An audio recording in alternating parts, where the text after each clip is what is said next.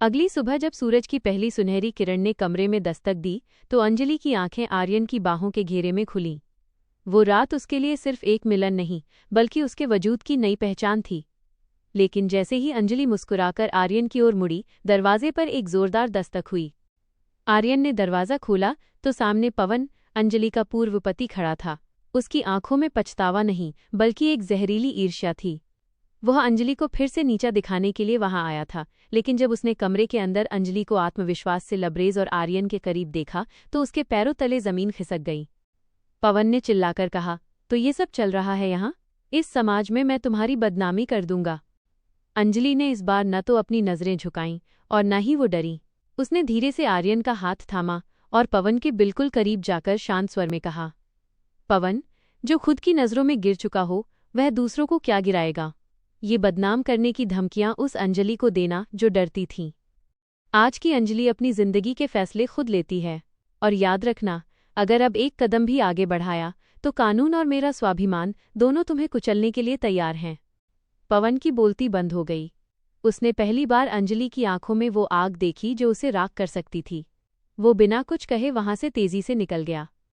आर्यन ने अंजलि को पीछे से गले लगाया और धीरे से कहा, तुमने कर दिखाया अंजलि, आज तुमने अपने अतीत को आखिरी बार दफन कर दिया। अंजलि ने आर्यन की ओर मुड़ते हुए उसके गले में बाहें डाल दी और शरारत भरी मुस्कान के साथ कहा, अतीत तो चला गया आर्यन, अब बताओ आज का दिन हम कैसे बिताने वाले हैं? आर्यन ने उसे अपनी गोद में उठा लिया और वापस बिस्तर की ओर बढ़ते हुए मुस्कुराकर कहा, आज का दिन सिर्फ हमारे नाम है और इसकी शुरुआत कल रात से भी ज्यादा हसीन होगी। अंजलि बचपन से ही गणित में बहुत होशियार थी। उसका सपना था कि वो एक बड़ी कंपनी में डेटा साइंटिस्ट बने, लेकिन पिता की खराब तबीयत और समाज के दबाव में उसकी शादी सुमित से कर दी गई। सुमित एक रूढ़िवादी परिवार से था। उसका मानना था कि औरतों का काम घर संभालना है, ऑफिस जाना नहीं। शादी के कुछ महीनों तक अंजलि ने अपनी किताबें अलमारी में बंद रखीं। जब भी वो पढ़ाई की बात करती उसकी सास ताना मारती, बहू रोटियां गोल बनाना सीखो, हिसाब किताब तो बेटा देख ही लेता है। एक दिन अंजलि के घर पर सुमित के कुछ दोस्त आए। वे सब अपनी पत्नियों के करियर और उपलब्धियों की बात कर रहे थे। सुमित ने हंसते हुए कहा, मेरी अंजलि तो बस घर की रानी है, इसे बाहर की दुनिया का क्या पता। अंजलि को ये बात तीर की तरह चुभी। उसे लगा कि वो एक इंसान नहीं बल्कि सजावट का सामान बनकर रह गई है। उसी रात उसने सुमित से कहा कि वो अपनी आगे की पढ़ाई पूरी करना चाहती है। सुमित ने गुस्से में उसकी सारी किताबें आंगन में फेंक दीं और कहा, अगर तुम्हें पढ़ना ही है तो इस घर में तुम्हारी जगह नहीं है। अंजलि ने उस रात आंसू नहीं बहाए। उसने अपनी बिखरी हुई किताबें उठाईं और आधी रात को ही घर छोड़ दिया। वो अपने भाई रवि के पास गई। रवि ने उसे सहारा दिया और कहा, दीदी, आपकी काबिलियत आपकी सबसे बड़ी शक्ति है। अंजलि ने दिन में एक छोटी सी दुकान में काम करना शुरू किया और रात को ऑनलाइन कोर्स के जरिए कोडिंग और डेटा साइंस की पढ़ाई की। उसने अपनी रातों की नींद और आराम का त्याग कर दिया। 3 साल बाद अंजलि ने देश की सबसे बड़ी टेक कंपनी की प्रवेश परीक्षा पास कर ली। जिस दिन उसे सीनियर एनालिस्ट का ऑफर लेटर मिला, उसकी आंखों में जीत की चमक थी। इसी बीच सुमित की कंपनी घाटे में चली गई और उसकी नौकरी छूट गई। जब सुमित को पता चला कि अंजलि अब एक सफल अधिकारी है तो वो उससे मिलने आया और माफी मांगने लगा। उसने चाहा कि अंजलि वापस आ जाए ताकि वो उसके पैसों पर टिक सके। अंजलि ने शांति से कहा, सुमित, मैं उस दिन वापस नहीं आई क्योंकि मुझे तुम्हारे पैसे या नाम की ज़रूरत नहीं थी, और आज भी मैं वापस नहीं आऊंगी क्योंकि अब मुझे तुम्हारी उस सोच की ज़रूरत नहीं है जो पंख काटती है। मैंने उड़ना सीख लिया है। अंजलि बचपन से ही गणित और अंकों की दुनिया में खोई रहती थी। उसका सपना एक डेटा साइंटिस्ट बनने का था, लेकिन नियति उसे सुमित के घर ले आई। सुमित के लिए अंजलि सिर्फ घर की व्यवस्था बनाए रखने का एक जरिया थी। शादी के शुरुआती दिनों में जब अंजलि अपनी किताबें खोलती तो सुमित अक्सर उन्हें बंद कर देता और कहता, इन रूखे अंकों में क्या रखा है अंजलि, तुम रसोई की खुशबू में ध्यान लगाओ। अंजलि की आंखों की चमक धीरे धीरे कम होने लगी थी। एक शाम घर में पार्टी थी। सुमित के ऑफिस का एक साथी आर्यन वहां आया था। आर्यन एक शांत और सुलझा हुआ व्यक्ति था। बातचीत के दौरान जब गणित का एक कठिन जिक्र आया तो अंजलि ने अनजाने में ही उसका सही समाधान बता दिया। सुमित ने उसे डांटते हुए कहा, अंजलि, तुम अंदर जाओ, तुम्हें इन बातों की समझ नहीं है। अंजलि भारी मन से अंदर जाने लगी। तभी आर्यन ने पहली बार उसकी आंखों में छिपी वो काबिलियत देखी। कुछ हफ्तों बाद सुमित और अंजलि का रिश्ता टूटने की कगार पर पहुंच गया क्योंकि सुमित उसकी पढ़ाई के सख्त खिलाफ था। सुमित ने चिल्लाकर कहा, तुम्हें किताबें चाहिए या ये घर? अंजलि ने उस दिन अपनी गरिमा चुनी और घर छोड़ दिया। संघर्ष के उन दिनों में उसकी मुलाकात फिर से आर्यन से हुई। आर्यन ने न केवल उसे एक कंपनी में इंटर्नशिप दिलाने में मदद की, बल्कि उसके बिखरे हुए आत्मविश्वास को भी समेटा। आर्यन अक्सर देर रात तक अंजलि के साथ जागकर उसे कोडिंग सिखाता। एक रात जब अंजलि थककर सो गई थी, आर्यन ने उसकी किताबों पर हाथ रखा और धीरे से बुदबुदाया, तुम्हारी ये उड़ान दुनिया देखेगी अंजलि। उस पल उनके बीच एक खामोश लेकिन गहरा एहसास पनपने लगा। वो प्यार सुमित के जैसा बांधने वाला नहीं, बल्कि पंख देने वाला था। अंजलि को पहली बार महसूस हुआ कि प्यार का मतलब खुद को खोना नहीं, बल्कि खुद को पाना होता है। 3 साल बाद अंजलि आज एक सफल अधिकारी है। सफलता के उस शिखर पर पहुंचने के बाद सुमित ने वापस आने की कोशिश की, लेकिन अंजलि के जीवन में अब उसकी कोई जगह नहीं थी। कहानी के अंत में, जब अंजलि अपनी पहली बड़ी उपलब्धि का जश्न मना रही थी, आर्यन ने उसके करीब आकर एक छोटा सा गुलाब दिया और कहा, मैंने कहा था ना, तुम्हारी जगह आसमान में है। अंजलि ने आर्यन का हाथ थामते हुए जवाब दिया, और उस आसमान तक पहुंचने का रास्ता तुम्हारे प्यार ने आसान कर दिया। अंजलि की सफलता का जश्न खत्म हो चुका था, लेकिन उसके दिल में भावनाओं का एक नया सैलाब उमड़ रहा था।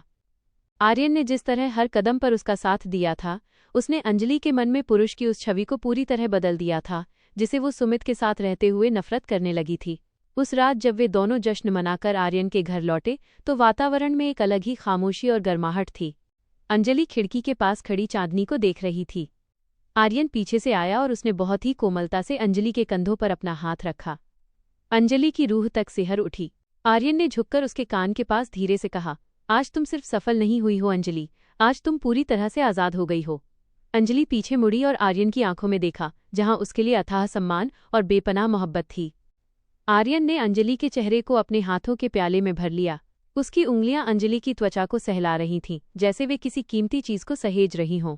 अंजलि ने अपनी आंखें मूंद लीं और पहली बार किसी के स्पर्श में उसे डर नहीं, बल्कि सुकून महसूस हुआ। आर्यन ने उसके माथे को चूमा और फिर धीरे धीरे उसके होंठों की ओर बढ़ा। वो एक ऐसा लम्हा था जहां शब्द खत्म हो गए थे और सिर्फ धड़कनें सुनाई दे रही थीं। आर्यन ने उसे अपनी बाहों में उठाया और धीरे से बिस्तर की ओर ले गया। उस रात उस कमरे की रोशनी मध्यम थी, लेकिन उनके बीच का एहसास बहुत गहरा था। बिस्तर की सिलवटों में वे दोनों एक दूसरे में खो जाने को तैयार थे। ये मिलन सिर्फ 2 जिस्मों का नहीं था, बल्कि 2 ऐसी रूहों का था जो लंबे समय से एक दूसरे का इंतजार कर रही थीं। आर्यन ने अंजलि के बालों को सहलाते हुए उसके करीब आकर कहा, मैं तुम्हें कभी टूटने नहीं दूंगा। अंजलि ने आर्यन की बाहों में खुद को पूरी तरह सुरक्षित महसूस किया। उस रात अंजलि को समझ आया कि जब प्यार में सम्मान और बराबरी हो, तो समर्पण कितना खूबसूरत हो सकता है। पिछली कड़वी यादें धुंधली पड़ गई थीं और एक नई हसीन जिंदगी की शुरुआत हो चुकी थी। उस रात की मध्यम रोशनी में अंजलि और आर्यन एक दूसरे के बेहद करीब थे। आर्यन का स्पर्श अंजलि के लिए किसी मरहम की तरह था, जो उसके अतीत के हर जख्म को भर रहा था। जैसे ही वे बिस्तर की नरम चादरों पर एक दूसरे में सिमटे, कमरे का तापमान जैसे बढ़ गया। आर्यन की सांसें अंजलि की गर्दन पर महसूस हो रही थीं। उसने धीरे से अंजलि की रेशमी जुल्फों को पीछे हटाया और उसके कंधे पर अपनी मोहब्बत की मोहर लगा दी। अंजलि ने धीरे से आर्यन का चेहरा थाम लिया। उसकी आंखों में अब कोई डर नहीं था, बल्कि एक ऐसी आग थी जिसे उसने सालों से दबाकर रखा था। उनके जिस्मों का मिलन एक ऐसी लय में था जैसे कोई खूबसूरत संगीत बज रहा हो। आर्यन ने अंजलि को महसूस कराया कि वो सिर्फ एक औरत नहीं, बल्कि उसके जीवन की सबसे अनमोल हकीकत है।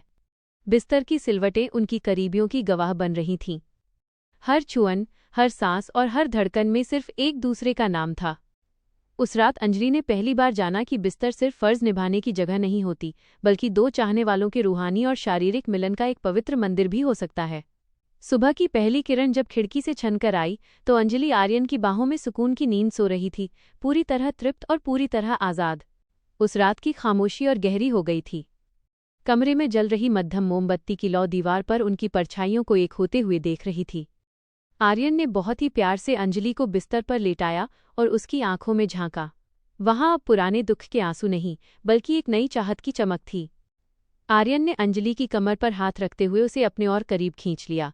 उनकी सांसें एक दूसरे से टकरा रही थीं। आर्यन ने झुककर अंजलि के गले के पास अपनी गर्म सांसें छोड़ी, जिससे अंजलि के पूरे शरीर में एक सहरन दौड़ गई। उसने कसकर आर्यन की शर्ट को अपनी उंगलियों में भींच लिया। जैसे जैसे रात परवान चढ़ी, दूरियां पूरी तरह मिट गईं। आर्यन का हर स्पर्श अंजलि को ये एहसास करा रहा था कि वो कितनी खास है। बिस्तर की चादरों के बीच उनकी हलचलें किसी कविता की तरह सुंदर थीं। वहां कोई जबरदस्ती नहीं थी, सिर्फ एक दूसरे की रूह को छू लेने की तड़प थी। अंजलि ने अपनी आंखें बंद कर लीं और खुद को पूरी तरह आर्यन के हवाले कर दिया।